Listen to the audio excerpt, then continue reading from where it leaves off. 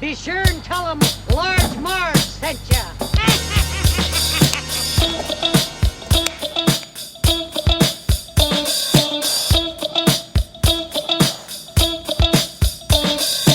In the 90s, we were just teeny tykes. We liked our movies and our bikes. We wanted to be DJs, but we were just teeny gals. So we went off to college and we remained best pals. 20 years later, we're still watching flicks and we're bringing you the favorite bit by bit. Sweetie and Sweetie are here to say it's the Large Marge Santa's podcast. Hey. Hey guys, welcome to the Large Marge Sent Us podcast, your favorite podcast where two sweetie sisters talk about movies that shaped their childhood. I'm Sweetie with an I-E. And I'm Sweetie with a Y. Ayo! Hey, What is up? Hi. Sorry for the brief hiatus. Hey, it's okay. We don't have to apologize. We're just, I just feel like we're apologizing. We don't have to. It's. I know. It's our lives, and we were. I know, but I miss doing it, and as a fan of other podcasts, like I would be sad if like I'm counting on a podcast once a week from my favorite podcasters. I mean, it's not cereal. It's gonna be okay. It's gonna be fine. Well, anyways, guys, I'm going to apologize. I'm in that sort of mood. But we're back in a big way. And it's my pick this week. So I went for... Sweetie, Jimmy, and I have been... we watched The Wonder Years as our like bedtime show, which means like it's a show you can put on. Doesn't matter if you fall asleep or not. You know, it's not really like super plot heavy. You didn't like miss a lot if you fell asleep. So we need a bedtime show. So we finished Wonder Years. Great accomplishment. Took us like a year. We needed a new one, so we decided on New Girl. Now, New Girl, Sweetie and I watched that show pretty religiously when it was like on. And then we stopped watching it. But I learned from somebody that after the fourth season, it's kind of bad anyway. So I don't think we missed out on a lot. But now all the seasons are on Netflix, so I wanted to go back. So anyway, I'm in the couple first episodes of that. And Jess on New Girl... They're watching some like horror movie or something, and then she comes in. She's like, "Want to watch American Tail? It's this movie about like a Jewish immigrant who like moves to New York." And I was like, "Oh my god! First of all, American Tail, yeah. Second of all, that's what that movie's about." I like totally blanked. Hello, it's like the whole thing. Oh yeah, totally. So we've had American Tail on our list for a long time, and this made me be like, let's do American Tail. So today's podcast is American Tail. So this is a Sweetie birth year movie, which means it's as old as Sweetie here is. Sweetie, how old are you? Oh, 34. What? Right? Yes. You get older, you forget. 1986. Yep. It was a very good year. Yeah. So obviously Sweetie saw it much later since it came out when she was 0 or negative something. Some months of embryonic growth. But it came out in 1986. We saw it much later. I remember it being one that our dad really liked, and he would be, hey, want to watch American Tail kind of a thing. Yeah. So we probably saw it like early, or late 80s, early 90s. And had to be honest, Dad never really wanted to watch it. Now, I was assuming that was because it's sad. It's about a little boy who gets separated from his family when they're coming to America. And that was very sad to me. And there's, this relationship with this dad. And like, strangely enough, the dad always reminded us, Papa Mouskowitz always reminded me of our dad. So I think it was like a little too close to home. And that's why I didn't like it. No. Upon rewatch, this movie is terrifying. I was scared out of my little pajamas because, wow, I did not remember this movie being so dark. Yeah. Right. And it made me question a lot. Like, did I block out everything in this movie? Is this movie the cause of my fear of like the water? Who knows? The possibilities are endless, everybody. Endless. Yeah. Do you have that same sort of memory of you might have seen 50 Goes West? That's what more? I could remember. Yeah. But I would see scenes in this and be like, oh, I remember this part. I remember some of the scenes for sure. Yeah. But I don't know. And but I can't remember. I don't remember any scenes from Fievel Goes West though. Yeah, I don't know if I've ever even seen that, but and in some ways I was getting confused a little bit with like Rescuers and Rescuers Down Under, but because it has that same sort of feel with like Mouse with bird mice. friends. Yeah, mice with bird friends, and like a mouse world that mirrors like the people world kind of a thing.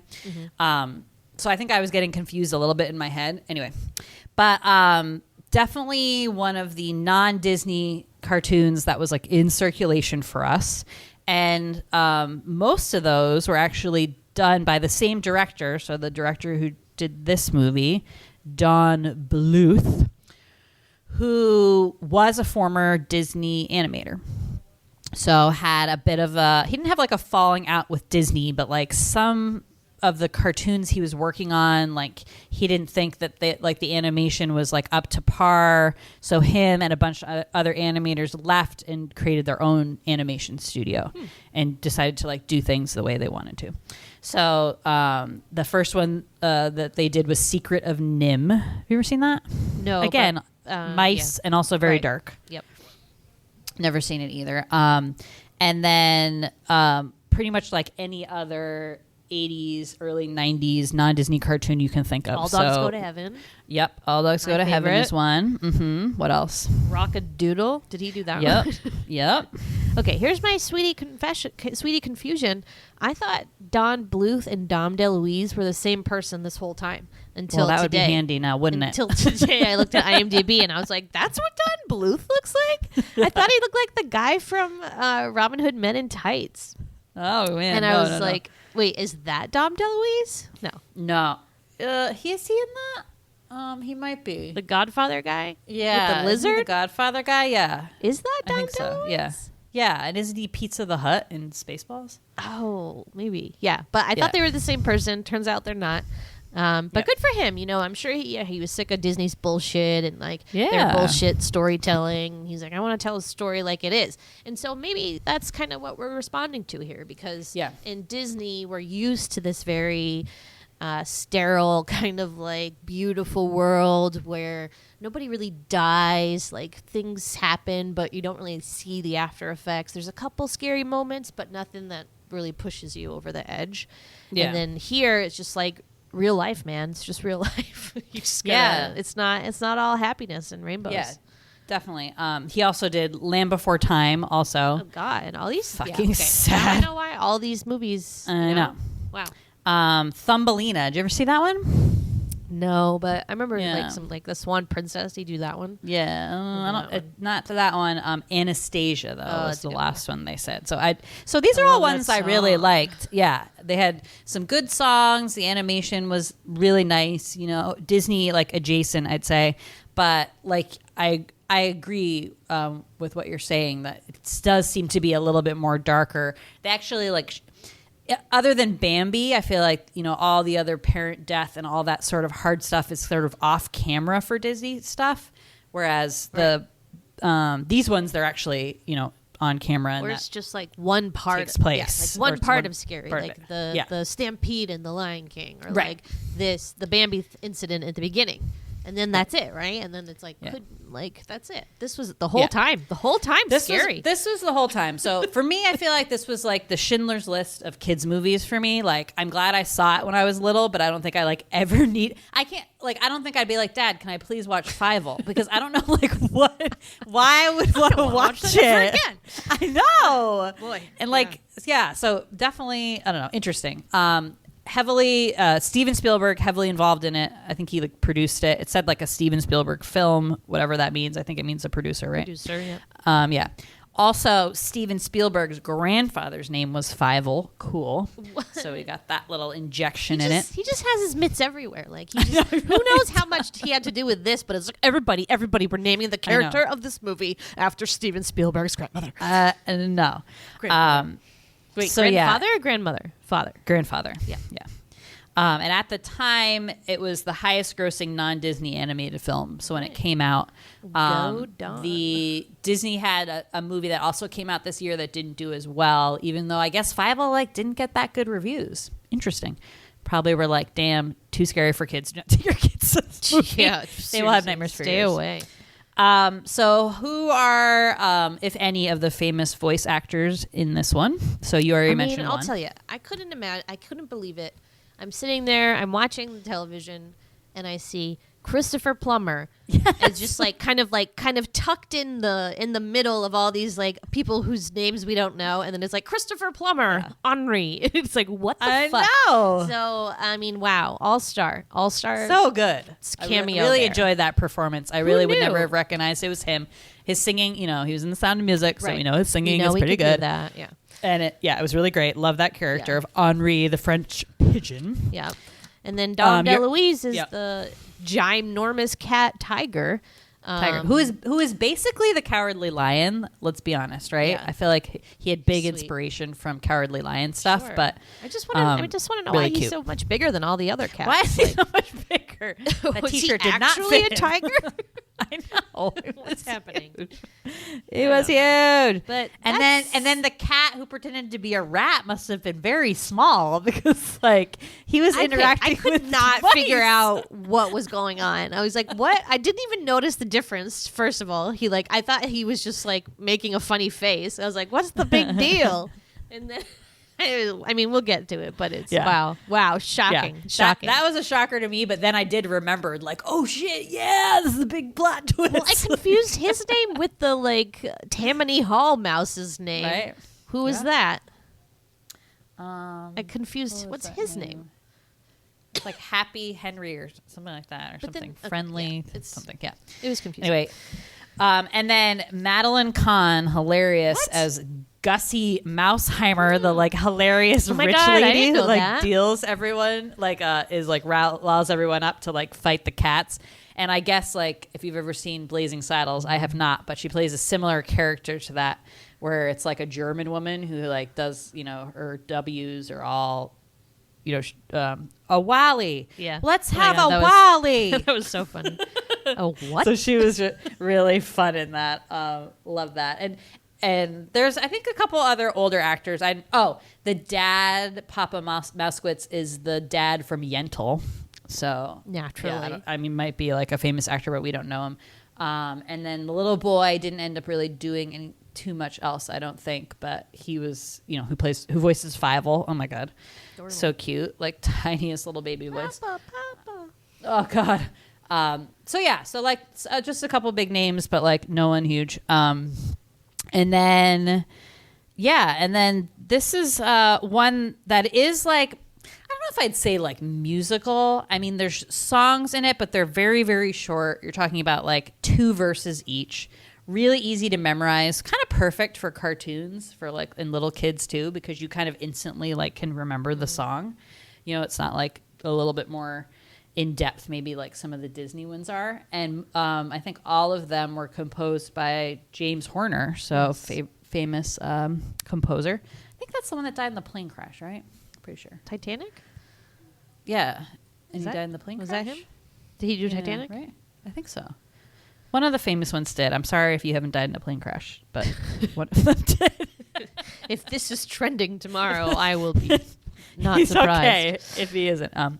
Anyway, so yeah, really sweet movie. Got me. I mean, I always cried at the end. Okay, I didn't cry at the end as a little kid, but this definitely. Maybe you did, and you were doing that thing I where don't you know. pretend like you weren't or something. I don't know. Jesus, say? I don't know what it is. Lost kids and the dad calling Fievel and playing that violin. I don't know. I was just right. out of my mind. It was orchestrated to bring that feeling out of you. I could just smell it a mile Oh. away. Oh The my violin. They've been working up to this violin, ooh. Oh, good. Yeah. So crazy waterworks for me this week. As I said in my story, I'm pretty hormonal. Everything has made me cry.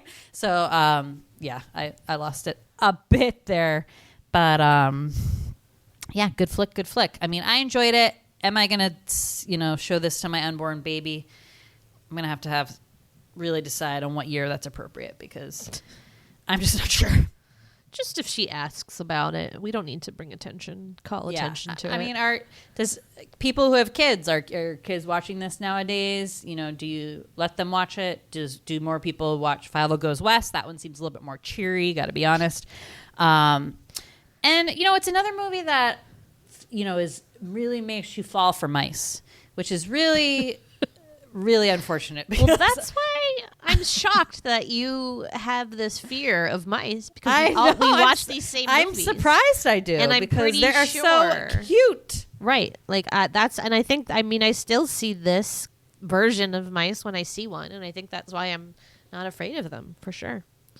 I mean, if they wore little dresses and babushkas, like, hell yeah, I would not be scared of mice, but they don't look like that. They just need bigger eyes. And They why just do the need cats human all look eyes. like demon dogs? Oh my God, so scary. This is not a movie for cat lovers. I will also warn Be you. like, warn Desmond, you you that. sleep in the living room tonight. Oh, I'm afraid really? of you. It's terribly, scary drawn cats. I mean, that's the whole point. But anyways, Yeah. so American Tale, a great immigration story, and a good one to watch about if you want to feel patriotic about America. A good old immigrant story will do that for you, I feel like. It's, the good old days of coming for a better life here. Not And immediately sure that's finding such a case not a better anymore. life. I know. Like, But yowzers. it's good to dream, right? Okay, so let's start it off with our sweetie synopsis. It's time for the sweetie synopsis. Yeah, Sweeties. never say never, whatever you do. The Moskowitz are a mouse family who live beneath the Moskowitz is in Russia, celebrating Hanukkah and, getting presents and whatnot. And they're all, dreaming about a better life in America where the dad is positive. He has proof, you guys. He knows for a fact that there are no cats in America. And so that's the dream, is to get to America where there's no cats, because cats are terrible people. I mean, things, animals. And you're like, why are they terrible animals? I wonder. And then, as you're wondering this, the little house starts shaking, and there's real horses and Cossacks attacking the village, and then also cat sacks who are demon cats just out to hunt the mice fleeing also from this little village. Yeah. And it seems to be the parallel being, well, they're Jewish mice, right? Because they're celebrating Hanukkah. They're living this like Jewish shtetl or whatever. And the Cossacks are coming in to prosecute the Jews. So I think that was like historically what was going on there. And then so the parallel that is that the cats are like persecuting like the Jewish mice. So you're having that sort of crossover. Because originally I think I thought, or maybe when the New Girl thing came up, I thought she said something about like Nazis or something like that. So I was in my mind thinking like, oh, the cats are like the Nazis. But this is much earlier. This is like pre-1900s. This is like 1880s or something like that. I forget what it said, right? Yeah. So like when a lot of early immigrants went to the U.S. through Ellis. Well, I don't even know Ellis Island was then. But, the first kind of big wave of immigrants, especially from Russia, Italy. Who else is on that boat? Irish, yeah. So it's kind of your standard. Yeah. Anyway, so, they're like, screw this town. We're out of here. Well, it also gets burned down, too. Yeah. They can't go back. So they go cut to Germany, where they're launching off the ship to America. Fievel is just, causing ruckuses left and right. I kept asking myself, like, why do we keep leaving Fievel unattended? Like, he needs to be leashed to somebody, and like he can't just be wandering off, because he would keep getting into these like close call shenanigans. I remember one of the scenes I first remembered was, I kind of remember the beginning in the little village and stuff, but not really. But when they're walking up the rope and he's like holding on to his dad's tail, and I was like, oh my God, I remember this scene. And how like, me too. That was like, That's so so it bugged me creepy. even when I was little, when I was just like, as such a good girl, I'd be like, hold on to the tail. Like, what are you doing? Like in my mind, like he's just curious. He's a curious little mouse. Ask him these questions. Well, it gets him into trouble because he's rocky seas at night one night, and he gets like washed up to the deck because he's curious. He wants to see the fish and like all this. He's just he's a curious lad. It looked very scary. It was so scary, but it's also like, was it like that because they're mice? Probably. Yeah. Like it maybe Everything was really was just big. like medium scary if you were an adult. Like you're like, we're gonna make it out of this, but this is not fun, kind of thing. But yeah, he gets, washed out onto the deck. His papa goes out to try to save him. Doesn't get him. He gets washed away. Fievel is basically swimming in open, Atlantic waters. A tiny little mouse baby. He survives, everyone. He survives. Seeks shelter in a bottle. Thank God he makes it. Bobs his way to America. Meanwhile, his Fievel in a bottle. his family is devastated, as they would be. And they check in at Ellis Island, and the classic, "What's your name?" "Oh, Schmishkoskovitz." "Okay, Mr. Smith." And then they change their names. They change his sister's name, whose name is Tanya, which is like not that difficult. And they're like, Tilly is her name now. So so now we know that Fievel and his family are in the same place, but they don't know it yet. So it's one of those classic tales of like, ooh, such bad timing, and like, all those, like Homeward Bound. It's like, oh man, the humans were right over there the whole time, and it's like, motherfuckers. It's just frustrating. It's frustrating. So, let's see. So Fievel meets, as luck would have it, a very friendly French pigeon named Henri, who is a delight. I'll just say it. He's a delight. Right. I was just like, why? I was confused, first of all, why he didn't stay with this pigeon the whole time. Like, You could have flown him around the city. I know. Helped him look for the Instead, fam. he forms this great relationship with Fievel, washes his fucking clothes, and and then just drops him off at immigration. Does he not know what happens at immigration? Like, you just get like swindled. He's a tiny child baby mouse, and there's like these like crooks in the street who are like just waiting, ready to sell him swindle into someone. mouse slavery. Don't just drop him. It's like dropping off a I know. 3-year-old at like Grand Central. He was a See you pigeon. later. He's missing 5 toes. Like, he doesn't know anything. Oh my God. Well, he seemed very fancy, so I expected a lot. Anyways, so yeah, he gets scooped up, immediately by some crook who, he's like, I need to find my family. The crook. The crook. What? What do you mean, the crook? He's There's only kind of one like crook. he's kind of like the boss of the mice and rat world. It sounds like kind of like the underboss, almost like a mafia kind of person. Yeah. I feel like his name is Walker. Walter E. Mouse? Rat. No, it's Rat. Rat. I don't know. The name's Rat. I don't know. I got confused with the other one. So he's like, yeah, I'll take you to your family. Don't worry about it. Takes him to this like fucking factory and like locks him in Sweatshop. there. Yeah. Fucking probably the Triangle Shirtwaist factory, and like and like locks him up in there, and so he has to like pay his way to live, and like lives in this like, I mean, the beds looked nice in this mouse kind of hostile environment. Sardine cans. I mean, I see mice sleeping in like feathers, so like, Yeah, and he meets some buddies. it seems nice. Yeah, he meets a buddy named Tony who's like a real bruiser. He looked like Ralph Macchio the mouse. he sounded like Ralph Macchio the mouse for sure.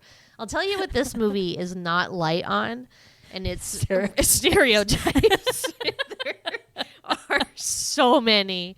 It was just unbelievable, but we'll talk about it. But yeah, it was good times. He's a real meatball. Yeah, Tony's a real meatball. So they're buddies now, and they kind of get into shenanigans. I kind of like lost track of exactly what happened here, but Fievel keeps hearing like violins and being like, only my papa plays the violin, and then like chases after it and gets himself into trouble. So I think that happened, and then he gets like tossed around. Well, he found himself in like the gramophone or something like that because he heard the violin coming from the gramophone. Stars and Stripes, like get over yourself. So he gets like pushed out of there, but then he reunites with Tony, and they come upon this meeting where this Irish little mouse is talking about like, we have to get rid of the cats, like they're the problem here, and like, so he's like, what are you talking about? My papa told me there's no cats in America. And there's this big whole song on the immigrant boat coming over. So he like knows there's no cats in America. And then this cat like comes up and like freaking like the whole rally gets, or whatever that little thing was, gets totally like exploded. And it turns out his family is there, and they are kind of like lost in that shuffle too. So like Sweetie was saying, it's like they are just like ships past. It's this huge area of New York, but they are like basically like in the same neighborhood the whole movie, and constantly crossing paths, but they don't, ever find each other. So then the little Irish mouse is like, so Tony the friend falls in love with the Irish mouse. I forgot what her name is. Oh wait, Bridget, and she's like, oh, like what are you doing, like little lad or whatever? And he's like, I'm missing my family, and so he like, we'll take you to Tammany Hall, where kind of the boss, like a boss Tweed kind of character. But an Irish guy like runs and knows everyone in the city. So he should like know where your family is. So they show up there, and it's to this like funny little Irish wake of this mouse who was killed by a cat. Very dead sad. mouse. They're just Mickey a dead Granger mouse on the whatever. pool table. It's like, wow, this is vastly different than Disney. Right.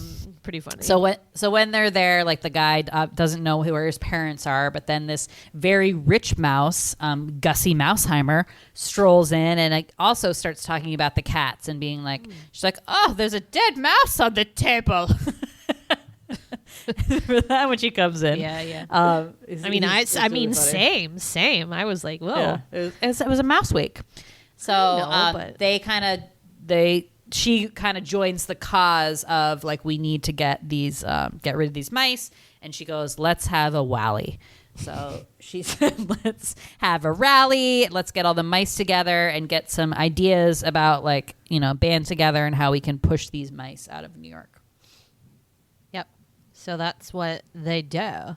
So Fievel and Tony and Bridget go to that, and then wait, is there something that happens in between that and the or not really? Right? No. Okay.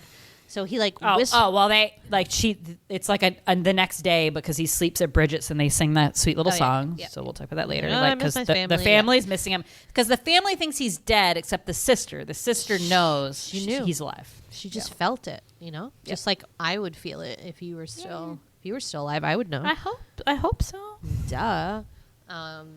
So Fievel has the idea of what. So in the beginning, the dad told this story of this like giant mouse that saved a village, and it was like the story that they told Fievel and his sister. So he whispers something into, and you don't know what it is, but like, I mean, we can tell you, I guess. But the idea is to make a giant mouse. So they're like, wow, this little fella's got an idea. I guess no one else had ideas. And, right. I mean, this is a good idea, Fievel. I'm not saying it's a bad idea. It's just a very ambitious idea. And so they go to this fucking, like, creepy-ass museum on the pier. Yeah. And raid it for, like, skeletons and a bunch, like, crazy shit.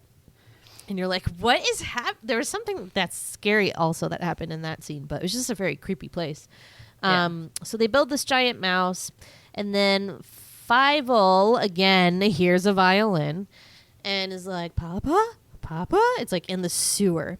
So he goes down there, and it's this like sewer meeting of these cats called the like something gang, mall cats or something. Maulers or something. Mad Maulers or Maulers. something. Yeah. And this is where he sees that swindler guy. We can't remember his fucking name, but who Warren G. Rat. Warren something T. like that. Cat. Warren T. Rat. Yeah, something like that. Yeah. I'm gonna have to write that down. I'm never Nailed gonna remember that. It's confusing because he is a cat, and you're like, ugh. Okay, so he sees him, and he's like looking at him through this mirror, and he sees him take off his his rat disguise. It's revealed he's a cat. So again, like, he must have been a really small cat. Like, I know mice are smaller than rats, but like, whoa. Yeah.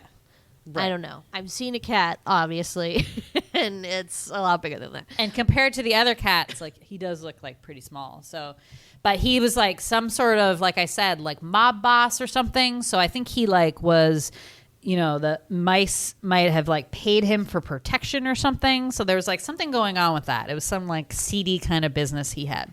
I don't even know. It was a little over my head. I'll be honest. It wasn't really fleshed out. But he, he's like, you got to get Fievel, because he knows like I'm not a rat anymore. So Right. he's Well, going to he rat sees on me that I'm not a yeah. rat. And then he tells all the cats to like get Cats. him. And you think he makes it, and then this like giant cat hand comes out of the sewer and pulls him back in, and you're like, "Fuck!" I was like, "Whoa, that was dark." And so he's in a little cage, and he's being guarded by this giant fluffy cat named Tiger, who it's revealed actually likes mice, like as creatures. Is a vegetarian, really fantasizes He's a vegetarian. about broccoli. Mary So Moo, Mary he's super Moo. sweet, and he's obviously like very sad by his tail. And then, but what happens? I forget. So he lets Fievel go. You know, Okay. he I didn't gets see him out of the do cage. that. It was, like the cage Well, fell he down, got and it- then I was like, no. He got him out, and he lifted the thing out, and he's like, I want to be your buddy. And then they do that little like song and dance routine. And then basically he's like, lets him go. But then at that same time, the cats find out that they let him go. So they go out and chase him. Okay. So the next morning at 6 a.m. is when the mice are going to release the secret weapon, which is like this giant mouse of Minsk that they made. That's going to scare all the cats and push them onto this boat that's going to Hong Kong, like bye-bye cats. So that's the whole plan. So the mice were supposed to go and like try to coax the cats over there, but they don't need to do that anymore because Fievel is leading the cats, the cats to where they all are, just because they're chasing him. To be, yeah. But it's 10 minutes early, so all the mice are sleeping. So he's like, the cats are coming. And then luckily, like, the Gussie Mouseheimer character wakes up and tries to wake everyone up, but, like, nobody's ready. And also the ship that's leaving for Hong Kong doesn't leave till 6, so, like, kind of the timing's off. Right. So they have kind of this whole battle. The warranty rat or whatever his name is, like, has his little rat disguise on again, and he's like, hey, like, you like better throw down Fievel and blah blah blah, or like, I'm gonna come in, like some threats, idle threats or whatever like that. And then one of the little mice, I think it's Tony, like slingshots off his nose, so he gets exposed as the cat that he is, because Fievel said, don't trust him, he's a rat. Oh. Where was yeah. Fievel? Oh, go So right, 'cause Fievel's Fievel back. did it. I thought Tony Yeah, he didn't know where Fievel was. No. So he made it back. So then the rat, warranty rat, like lights the place on fire. So there's like fire added into the mix now. They finally get the secret weapon going. Fievel's kind of helping out, burning the ropes, and they're all cutting the ropes. And then he kind of gets flung off to the side and like hits his head on something and is kind of passed out. So the secret weapon, the Mouse of Minsk, comes out, and it is fucking scary, guys. This is what nightmares are made of. Oh my god. Giant. Okay, but maybe this is why you're afraid of mice, because it was like this giant mouse filled inside with mice. Yeah. And it was this giant gaping jaw, and it was just It was like a Macy's Thanksgiving Day parade float from hell. I mean, this Yeah. thing was like from the Just, underworld, like very firing very scary. fireworks out of the mouth. Like, it was legit. So it fucking works, and those cats are gone. I bet, you know what? I got news for them, though. Like, those weren't the only cats in America. Said, I'm like, you telling me there were 6 cats in America? Because whenever I, like, would hear, you would always sing that song, like, there are no cats, and I'd be like, but there are cats in America. And I'd be, like, so confused about it. Now I get it. Yeah. But Sweet- yeah, sweet so little innocent mice. so they're gone, and then this fucking sister is the smartest person in the fucking world. She's always keeping an ear out, keeping an eye out. Thank God, because the Papa's like a fucking disaster. Apparently, he doesn't listen to anything, and so she hears somebody calling for Philly Mouskowitz, and she's like, Philly. yeah, Philly. And she's like, said they Billy. changed my... No, I said Philly. And she said, they changed my name to Tilly, so maybe they changed Fievel's name to Philly. And the dad's like, no. It's got to be somebody else. And then she, runs off, so they go after it. And then it's Tony and his broad, looking for Fievel. And he's like, please tell my daughter that you're calling for somebody named, like, Philly Mouskowitz, not Fievel Mouskowitz. And then Tony's like, yeah, I am calling someone for Philly Mouskowitz and Fievel Mouskowitz. Like, just say yes. Like, actually, I am. Like, don't whatever. So then they start freaking out. And then, also there's Tiger, who's also invested in this reunion. And so they're just like looking all over for him. They're right on the back of Tiger. He helps them like get around the city to look for him. Fievel ends up in this fucking like crack den orphan valley or alley. How did he end up there? Because there was like the fire, and he got out of the fire, but then he like, how did he end up there? I forget. He just like left the fire and found a little haystack to sleep in, but it was unfortunately where all those very mean orphans were. Oh my God, they were so mean. But yeah, it was like a crack palace den, like by the river. He's like looking not great, like very upset. Like it was really sad. And then in comes Tiger and all the mice calling his name, and Fievel's like, oh my God, yeah. They do this thing where he like just misses them like walking by, and you're like, ugh, like come on. And Papa has his violin, and like this is the same violin that he had always heard around the city. It was sort of like there's like a Fievel song that he always used to play for him or something like that. Yeah. So he like everyone's calling for him, and then finally, and he hears that violin, and then he hears his dad's voice. Fievel. Oh. And then finally, because he's been doing it like the whole movie, Papa, Papa, Papa, Papa. And then they finally hear him. The dad like gets off Tiger, runs to him, and then suddenly there's like this sparkly, hazy sunlight, and it's suddenly like a beautiful day. I was expecting something bad to happen because it's just like that's what had been the the rhythm of the movie. But no, it was just a sparkling moment of just like again orchestrated to make you bawl your eyes out. My boy, just so sweet. So reunited, everybody's so excited, and then that everything's good. The cats are gone. They get to live in America. They realize America's so much bigger than they thought. He gets to bum rides off Henri the pigeon, which is like super cool. And that's it. The end. Fievel goes west. Ending. The next movie goes west. Yeah. But yeah, that's it. Cute. Yeah, super cute. As we said in the intro, tough. I would think it would be tough for kids to watch this. I'd be really scared and have to definitely have been like slept in my parents' bed. Just, it's just the kind of imagery where you would just like, that just does pop into your nightmares when you're a little kid, like whether you want it to or not, just like leaves this impression on you. Mm-hmm. So I can imagine so kind of the main scary parts are, I would definitely say, the Cossack cats, so that kind of scene in the beginning where it's these very ferocious beast-looking kind of cats. Just like all and the cats, yeah. The American cats are like that too. I mean, very scary, big pointed teeth.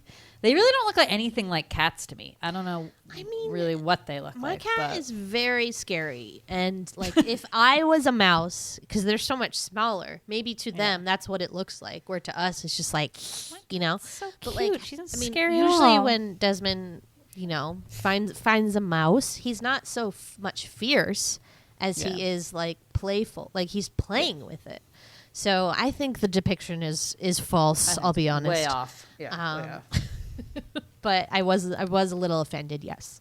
Yeah. Second scary scene for me was like the crazy Neptune storm thing. Oh my God, that was my number one scary moment. Oh my God. So the way like they depict the storm at sea, and like mind you, nothing happens to the boat because the Mouskowitzes and all those immigrants like roll into whatever New York harbor there, like totally fine. But it's just like this, basically like a wave. I guess they were trying to say this like big wave that ends up knocking Fievel off.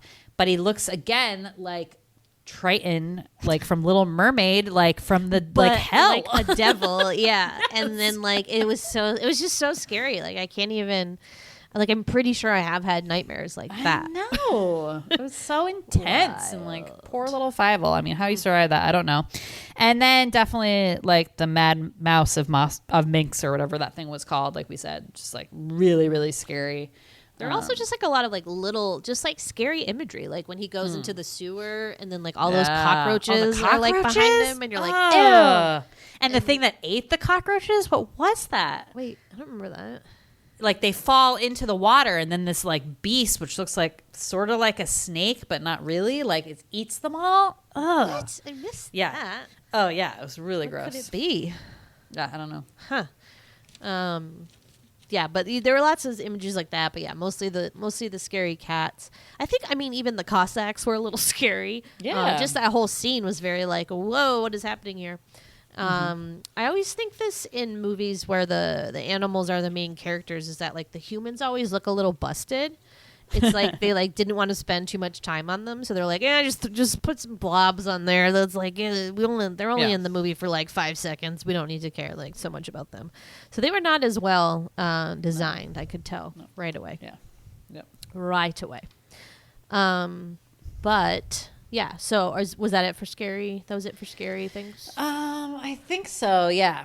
Okay. Those are the big ones that jump out to me. Yeah. Yeah. So stereotypes.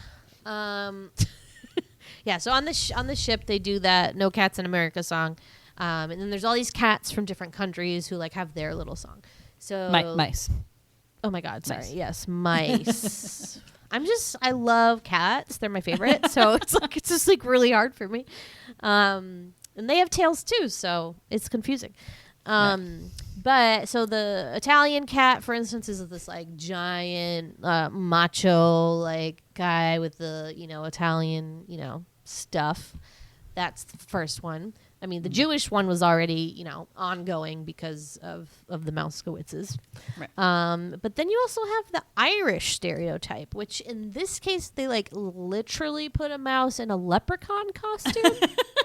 And I was like, whoa. It's like, okay, has like anything the changed? Leprechaun shoes with like the buckles. Yes. And he's in green. Like, what the fuck? And then were there any other? There were a couple like costumed ones where like, oh, like maybe like a Swedish something in there and some of the other mice, but those are the ones they highlighted. Yeah, there's no direct, like it's a little harder to do like some of the other countries for sure. I would say Henri the pigeon, as lovely as he is very stereotypical French. My little immigrant. Yeah, that was really cute. And then he has all this like little girl pigeons who are all God. different colors. I wonder if like I was thinking about it and I was like, will I ever not be extremely pleased by 3 identical women in different colors? Like, there's just something about that that's just like, I love this. I mean, are we just brainwashed to like very pretty? They're like a confection. But yeah, it was like Beauty and the Beast, like the Beauty and the Beast girls, and like Aladdin and the girls in the window. It's like, oh my God, the 3 fairies and Sleeping Beauty. Like, oh man, it's just works every time. Great, it's great. Yeah. And then I guess you had some of the kind of New York stereotypes, right? Yep, like the real Ralph Macchio type of kind of accent, the mob boss kind of lit there. I think that was it for accents, and then Dom DeLuise's accent, which is just like, I don't know, sweet oaf. Yep. I think the Gussie Mossheimer is supposed to be like a German, kind of like rich German immigrant. And then you had the Tammany Hall kind of guy who is that sort of, American immigrant Irishman who runs like the town and everything, like the town hall. Drinks all the time. Real big always drinker, red eyes and stuff like that. I think those are the main ones, yeah. But yeah, definitely, it's a movie about immigrants, so it's easy to kind of pigeonhole and do accents and stuff. I mean, what was funny is that you have the Moskowitzes who are Russian, but the kids are, sound straight out of suburban America. It's very the true. Kids don't have an accent. Interesting. Yeah, just like the parents do, which is funny. All right, so there's, like I said, a couple of little songs in here. They're really short and sweet, and they just kind of have... Sorry. My cat is scratching something, that little devil. So the first one is what I always remember, and I would sing all the time. There are no cats in America. It goes a little something like this. There are no cats in America, and the streets are paved with cheese. You know what? I thought about it, and I agree with that, because it's like, to a mouse, I'm sure it looks like that. Because in other countries, I doubt people just are fucking like, I don't want this burger anymore, and just like toss it on the street. Like, yeah, there's probably fucking food everywhere. Nutshells, like, it's probably like a glorious palace of food. I don't know. Yeah, so that one's really sweet, and it's like all the immigrants kind of like take turns. That's where they all tell their little stories about how they interacted with cats in their own country. So you have this one about the Italian little one who, like, the cat ate the mother, who was like going to say a prayer for her son in the Catholic church. Like, very sad. Dark. And then the Irish one, his love Nan got eaten by a mouse, and all that was left with her was her tail. Nan. I know, very, very sad. The next song is Never Say Never, which is the Henri Pigeon ones, which is like, never say never, whatever you do. So that's really jaunty and cute, and it's a good message because, never say never. Yeah. I mean, you gotta keep the faith. Keep the faith. Good one. Really sweet. The big jam from this one is Somewhere Out There, which they did, as they would do it with a lot of animated films, they'd have like pop stars sing the songs for like the credits. So in this case, this one was Linda Ronstadt and James Ingram, and it won a Grammy Award for Academy Award for Best Song or whatever. I gotta listen to that version, because the version of the awesome. movie way too high. Oh boy. 5-0 can't hit it. It's too high for him. Like, bring that down. It's adorable. I was telling Jimmy, I was like, this is kind of cute that, because what they could have done is just subbed in kids' voices who could sing, and they decided just to keep the kids who were doing the voices and do the singing. So their pitch is way off. Their like voice is cracking. Like, it's out there, beneath yeah, it's too high. It's a little too high, but cute song. Too high. Yeah, adorable song. Definitely deserve the award and accolades it received. And then the last one is that We're a Duo song, which is the one I'm least familiar with. I like kind of remembered it, but it's the one where Tiger, like, they realize that they have all these things in common. So he's like, we're going to be a duo. And they have like canes and a hat and do like a little whatever dance. So that was sweet, but I don't remember much of it. Yeah, I couldn't tell you the tune right now. Yeah, sorry, I can't even do the song. So mini musical, just 4 songs, keeping it real, gotta love it. And you have that Somewhere Out There theme sort of through the entire movie too. That's always kind of like playing in the background. So nice tunes. Yeah. I don't really have anything else. I think I already talked about all my stuff like super early. Oh, okay. Yeah, I know. What We do such long intros now. Okay, so the only other 2 things I'll say is that what is that style of the blue hat that he has? I'm like so confused about it. It's not like a Russian hat. It has like a little brim, and then because one of the orphans when he goes to like the orphan crack den or whatever has one, but it's a khaki colored. So I don't know if that was just like one of the time. I mean, the Papa claims it to be some like family heirloom or something like that. Yeah. I don't know. Yeah, it's a good question. I didn't think about that. Interesting. I will say that little mouse never loses that hat except at the very end. I mean, there's waves, there's fire, there's like being tossed around everywhere. I mean, the thing with being a mouse is that the poor little thing is being like tossed to and fro everywhere. Like, it's just like can't catch a break. But he keeps that, and the hat's too big for him, so it's always fucking falling off. So that he keeps it is some kind of miracle. But then at the end, they're like, "It fits you." No, it doesn't. Right, It's still the same. It's still too big. He what are puts you his talking about? ear up, and he's like, "You're officially a mouse man." Or You're a something man like that. now because you did all this adventuring. You were on your own. Yeah. Oh, he's a man. He's a man now, and also has severe trauma. Let me tell you, he's not going to be doing well. And then my last question is, what happened to that baby? What happened to the baby? Yeah, they have this baby sister who I didn't even really mention, but like she's always there. The mom's always holding her. So then at the end, when they're like searching for Fievel, she's not there. So it's like, okay, maybe they left her with a friend. But, like, they don't have any friends. Yeah. So, I mean, she definitely, I don't think was there like in the mouse when they were getting the mouse thing ready. Like, I don't think she was there. I'm like, but, like, where are they she staying? Had a mouse babysitter? Where are they living? I don't like, know. I don't like. Did she pass? And like, I don't know. Like, what happened to the baby? Everyone wants to know. Unexplained. Maybe is she in the next one? Maybe she's like older in the next one. We'll look into it. But yeah, good question. I had the same. I don't know anything really about Fievel Goes West other than it was like the last role that Jimmy Stewart did. He voices like the rooster or something, or the town. How are they getting these amazing actors to be in these movies? So crazy. So I don't know anything about that. I'll be interested to watch that down the line. I know a lot of people really love that one. It must have come out like in the early 90s.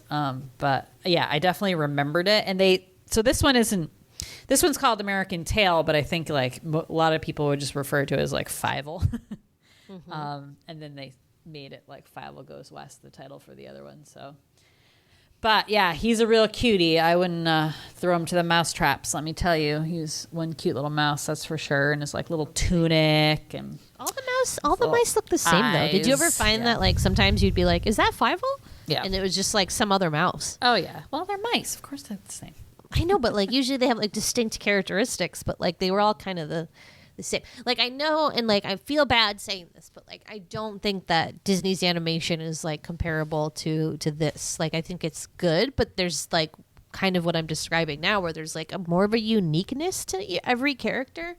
And this just felt like cookie cutter. Disney is better than this, you'd say. Yeah, no, definitely. I mean, that's why it's been you could just, I mean, like successful. You can tell. Like, I feel bad. Like, love to root for the underdog, but, you know, it's just not as good. Yeah, I know. And I don't know, like, what the different technology or what he was using or why he felt the Disney one wasn't making progress. Like, I don't know, there's probably more information just, like, about that. The social aspect of it. Like, the rules, and you can't do this. He wanted more freedom than they could give him, so. Yeah. And I did read in the trivia, there were some scenes that Steven Spielberg was like, okay, this seems like way too scary for kids. Let's not include that. But I wonder, like, what do they do for movies like this? Like, do they do, I mean, I don't think they can with animation. It's not like when you film a real movie and you screen it and you decide, you know, whatever the audience reaction is, you decide, okay, we're going to change this ending or do that. You know how they do that sometimes? Like, you can't do that with animation because it takes so long. It's already drawn. You're not going to, like, redraw scenes. So how do they, like, figure out, like, what's too scary for kids or not? They just go with it, I guess, huh? I think they have, like, screenings and, like, test audiences and stuff like that, right? But how do you do that with animation? That's what I was just saying. Like, when something has to be drawn and all that work really has to be complete, and like you could storyboard something, but that's not going to show like probably whether get like stuff a read is really on it. Scary. Yeah, but if somebody's scared looking at that, then they're probably going to be even more scared. So what kid's going to be scared at looking at like a still drawing? The whole point isn't it's like moving in action. They can do like quickie little movies. I think just doing like a flip book, like they could do like a scene. So like maybe. Like a anyway, I'd love to know that process. They must have to have like some sort of screening thing because that just seems like. I mean, maybe they don't because you know we've encountered all these movies where you're like, dang, like I maybe don't know, not back then, but I mean, I think now they do for sure. But that's why they take like 10 fucking years because they're animating everything and they're probably like testing things in the middle just to like see. Maybe. I'd love to know. I wish we knew some animators. We need an insider. Can someone from Pixar please get back to us? Thank you. I know. Totally. But yeah, I agree. I mean, we'll watch the other ones for sure. We'll definitely watch Land Before Time. I do like Anastasia a lot. That was like a pretty fun one. I'm excited for All Dogs Go to Heaven. That was my All favorite. Dogs Go to Heaven, yeah. Dom DeLuise is also in that one. Who is he in that one? Not the main character. The itchy sidekick, Scratchy or something. Who's the main one? The main I don't dog? know, but he's pretty hot. Like is it a Belushi? I want to say it's like a Belushi, maybe. Yeah, it might be. Yeah. But his voice is pretty hot, but I mean he's not super attractive. He's no Tramp from Lady What and is the plot of that one that like the dog dies and then comes back? he dies, and then in heaven he like steals the clock or something, and then like escapes, and then so that's how he comes back, but it's like a little angel dog, and then he like befriends this orphan girl, Right. and like protects her and stuff, also from a shady underworld boss. So very similar, actually. But then he has to go to heaven at the end, right? yeah, Yeah. but I think like Itchy goes with them or something. Oh. Or something God, like that. see? Or maybe Itchy was with him the whole time. I think Itchy was with him the whole time. I don't okay. remember. The weirdest thing happened where like I saw something say like all dogs go to heaven, and you know how sometimes when you click on movies on streaming services they play a trailer. Yeah. So like this trailer happened, and I was like, oh, all dogs go to heaven, all right. And then I'm like watching it, and it's definitely not all dogs go to heaven that I've No. seen. It must have been like a sequel or something, because Yeah. nothing clicked, and I was like, what is this? And so I don't know, but I'm really looking forward to the opening the doors of the sands of memory. Time, It'll be like whatever. this one. I bet it'll like really come back to you. I Yeah. can like see that movie that we had of that, which is kind of funny. Yeah. Like Yeah, it where was we a had favorite. it too. A favorite of mine, even though I was terribly sad about dogs dying. Right. I mean, it's very heavy. I mean, God, dogs dying is just, other than like separation Yeah. from parents, is Right. like the absolute worst. May as well call it like dogs die in this movie. Like, like just tell it what it is. Say Well, what it is. and maybe like in some ways that's really good, because I mean, I think you said this to me earlier, that like you can't like hide that stuff from kids. They're gonna have pets that die, so maybe it's good to have movies where you're showing them, okay, like you're gonna have this pet for a while, and then we're not gonna sugarcoat it for you. We're gonna say, oh, they just moved to like the farm in the country, you know, like they would do that with kids. Like, you know, you're gonna have this dog, it's gonna be great, but then you're most likely gonna have to say goodbye to it, because you know dogs don't live as long. And so that's like what you need to teach your kids about, like death and everything. So in some ways, like, yeah, I don't know if we should be sheltering kids. Like, it's okay for kids to be scared and upset. It's not like you are going to be able to hide them from that forever. And because even when you watch it as an adult, you'll still be scared Yeah. and upset. Listen, Yeah, tell you that definitely. doesn't change. yeah, and I wonder, like, I mean, this Don Bluth movie, like animation house, it didn't like turn into DreamWorks, right? Like that? No, I don't think so. no. But Not as far as I know. DreamWorks is sort of the new like Don Bluth nowadays. Yeah, like studio. movie house, that Yeah. has these ones that like same thing, just like don't hit like, you know, the Disney and the Pixar ones do.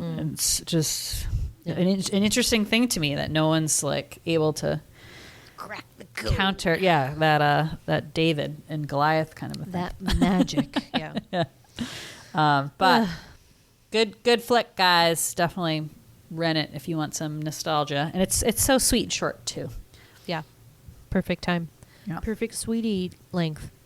So come find us on Twitter at the Sweetie Club or on Instagram at Large Marge Santos. Thank you as always for listening. Bye. Bye, scary cat, rape artist. It feels weird. It feels weird talking about rape artists in a kids movie, but you know, whatever. We have to. Bye. Bye.